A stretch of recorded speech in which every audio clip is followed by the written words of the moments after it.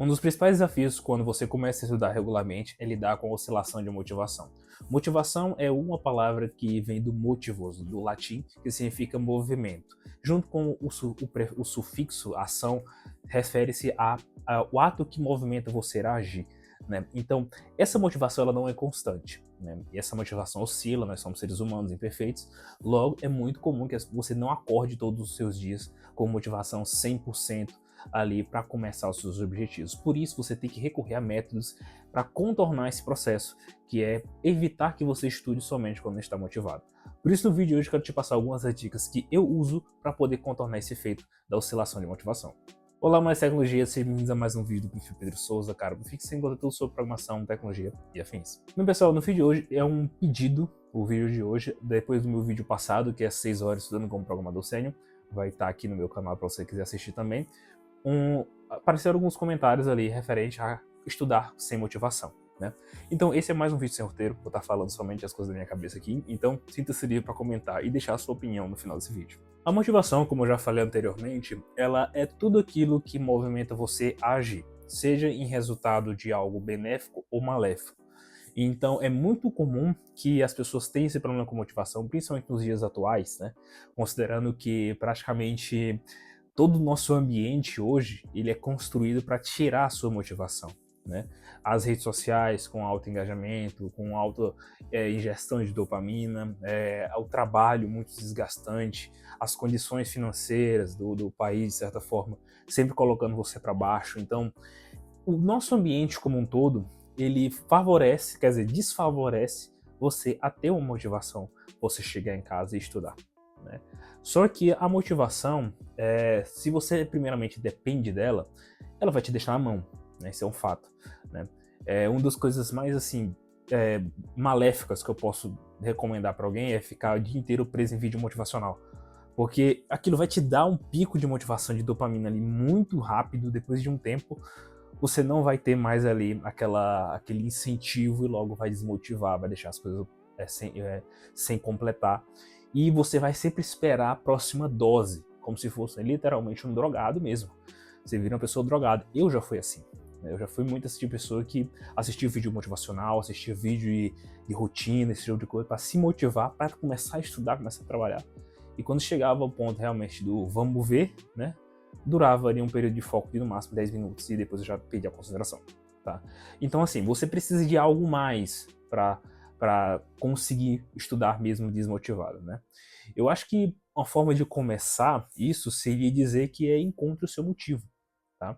Um dos principais pontos que permite você estudar mesmo sem estar motivado é saber por que você está estudando, né? Pode parecer um pouco besta esse tipo de pergunta, mas é uma coisa que pouquíssimas pessoas fazem. Isso é algo completamente subjetivo, isso é algo que vai depender de pessoa para pessoa.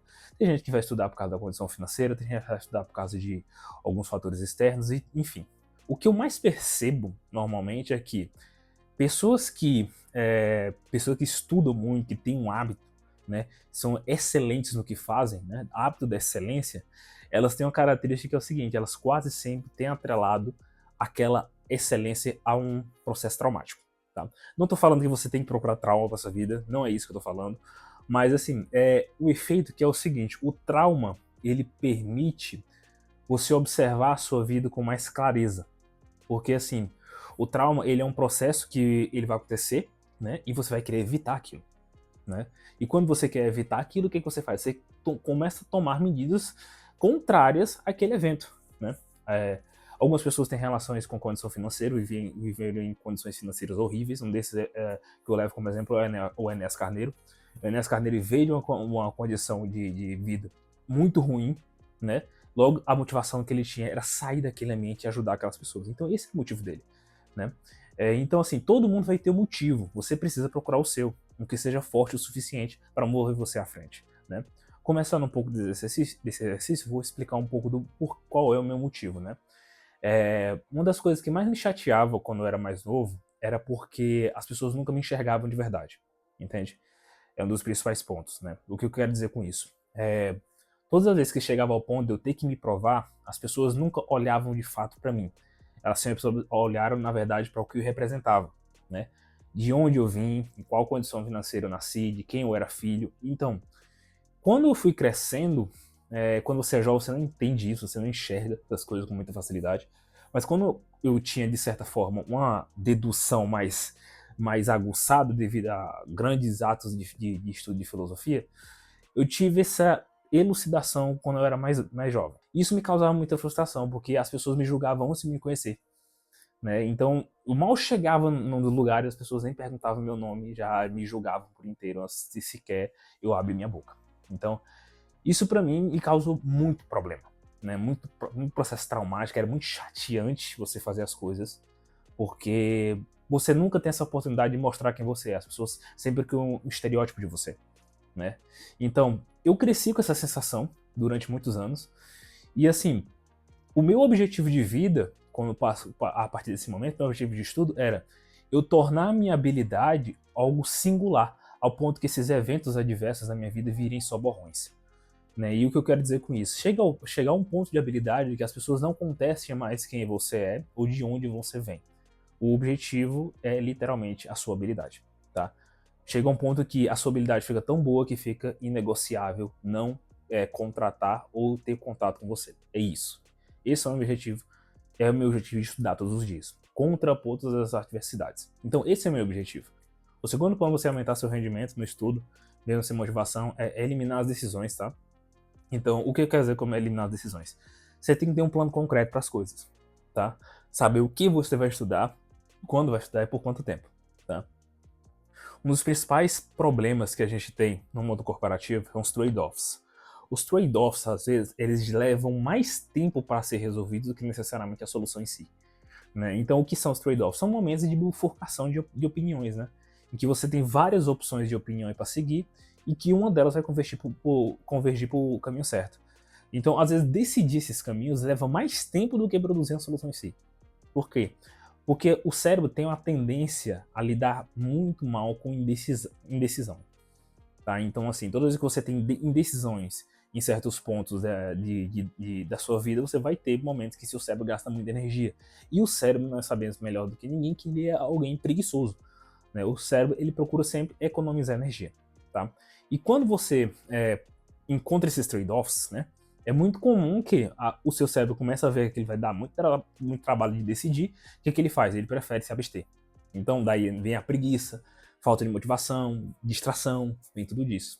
É o seu cérebro dando sinais que ele quer poupar energia, ele quer prazer mais instantâneo, né? Então, eliminar os pontos de decisão é um dos pontos mais importantes se você quiser aumentar seu rendimento no estudo, tá? Esse é um fato. Não tem como você manter um nível de estudo alto quando você tem altos pontos decisionais, né? Tipo, quando você está principalmente em universo de programação, né? Um dos principais fatores que confluem para um sistema ele não ser parametrizado de acordo com os parâmetros de software é a quantidade de if-else. Né? Às vezes é muito comum as pessoas lidarem com cenários, né? Lidarem com cenários que tem vários cenários para se abordar possível, a pessoa vai criando um monte de if-else, if-else. Eles são pontos decisionais. Quando o sistema está nesse ponto, significa que possivelmente tem alguma coisa errada. Né? Possivelmente tem alguma coisa errada no sistema, alguma regra de negócio pode não estar parametrizada do modo certo, você não está usando um padrão de projeto recomendado para aquele tipo de coisa. Né? Então, esse é um ponto interessante, é que toda vez que você tiver pontos decisionais, você precisa eliminar o mais rápido possível para você iniciar seus estudos. A terceira parte que eu acho que para você estudar sem motivação, e essa aqui mais funciona para mim, tá? Que é tornar o custo de você não estudar algo visível, né? O que eu faço no meu caso, né? Eu realizo simulados em cima dos assuntos que eu tô fazendo, né? Como é que eu faço? Eu estudo alguma coisa, eu passo pelo processo de absorção de conhecimento. Logo ao final desse processo, eu sempre procuro uma forma de testar esse conteúdo, né? Da forma de testar isso que eu tô fazendo. No caso, como eu normalmente estudo coisas de programação, coisas relacionadas ao universo de tecnologia, é muito comum tentar produzir aplicações em cima daquilo que eu estudei, né? Sem chat GPT, sem nada. Você tenta literalmente fazer tudo sozinho. Você tenta fazer sozinho, na mão mesmo, para ver se você consegue. Chega em vários pontos em que você tem esses pontos de dar um branco. O seu cérebro dá um branco, literalmente. Você olha assim e você pensa, o que tinha que fazer aqui? Que eu tinha que fazer alguma coisa, não sei o que, mas eu tinha que fazer. Então isso acontece com muita frequência mesmo, tá? Então, às vezes eu tive muito esse processo com relação a banco de dados, né? Relacionamentos de banco de dados, né? De um para muitos, muitos para um, muitos para muitos. Eu tive muito problema disso lá para 2018, 2019. Então, eu estudava, eu via o conteúdo, entendia, chegava na hora de aplicar e não sabia o que estava fazendo. Era muito comum. Então, chegou um ponto que eu tive que olhar assim e pensar, pô, vou ter que realmente estudar mais, ver o que eu estou errando aqui, ver qual o conceito que está faltando, né? E vamos focar nisso. Aí fui lá e fui estudar, e depois eu peguei os materiais do Vlad Mikhail, né, do alta persistência usando Java com Spring Boot, né, e vi vários desses conceitos que eu estava ali com dúvida, então eu fui entendendo por trás de cada conceito, o que se escondia por trás, né? Você traduzia as anotações em Spring Boot para carries, né? Então, quando você entende isso, dá um gatilho na sua cabeça e você começa a fazer tudo de forma automática. Hoje eu não tenho mais esse problema, né? Hoje eu não tenho mais essa dificuldade com relacionamentos de banco de dados, por causa justamente desse efeito, né? Que eu pude me testar. Eu pude ver que eu, pelo fato de não estar estudando no detalhe, eu estava esquecendo de fazer algumas coisas na hora H. E isso dava alguns problemas. Então, sempre torne o seu estudo, o ato de não estudar, algo visível. Se possível, crie aqueles sistemas de cronogramas, né, que você coloca os tracinhos para dizer quantas horas estudou. Sempre use gráficos, sempre use planilhas se necessário. O interessante é você tornar esse processo visível, da melhor forma possível. Tá? Sempre torne esse estudo visível. Assim, o que eu fazia muito quando eu estava querendo aprender sobre um assunto, né? Teve um tempo que eu estava querendo aprender muito sobre eletromecânica, né? Então o que eu fiz? Me inscrevi em curso técnico de eletromecânica. Se inscreve nesse curso de eletromecânica e você começa a ver o seu próprio boletim. O seu próprio boletim, às vezes, é uma expressão visível do que você não está estudando o suficiente. Entendeu? Então, eu sempre tinha essa prova, né? Que eu não estou estudando o suficiente, não estou conseguindo alcançar o rendimento que eu quero, logo, eu não vou conseguir desempenhar tão bem. E eu comecei a ver aquilo, e aquilo começa a incomodar. Porque baixo desempenho também incomoda o cérebro, né? Porque baixo desempenho é um fator que é biológico, né? Toda vez que você não tem um bom desempenho naquilo que você está fazendo, você está praticamente expressando uma, digamos, expressão da natureza, né, que você não é apto para se reproduzir. Né? Isso é um fator interessante, né? O ser humano ele tem muito essa coisa com o aumento de deficiência por isso, né? Porque o aumento de eficiência torna você mais apto para sobreviver. Né? Então, o seu cérebro não gosta disso. Não gosta de saber que ele não é eficiente, que ele não é bom, que ele não está fazendo certo. Então, isso incomoda. Né? A não ser que você seja uma pessoa saudável, né? Que tem gente, pessoa que não é sensível a esse tipo de coisa. Mas, claro, possivelmente são pessoas com algum problema neurológico. Mas, enfim, basicamente é esses processos, tá? Então, pessoal, eu acho que é isso, né? E foi um vídeo com os 3 pontos que eu mais uso para eu poder definir qual é o meu parâmetro para estudar, mesmo sem estar sem motivação. Eu acho que o primeiro deles ali, com certeza, é o que mais me afeta, né? E com certeza as pessoas também que estão assistindo esse tipo de coisa. Então, se você gostou do vídeo de hoje, cara, não esquece de deixar o like, seguir a gente com mais conteúdo como esse, tá bom? Então, valeu, fui e tchau.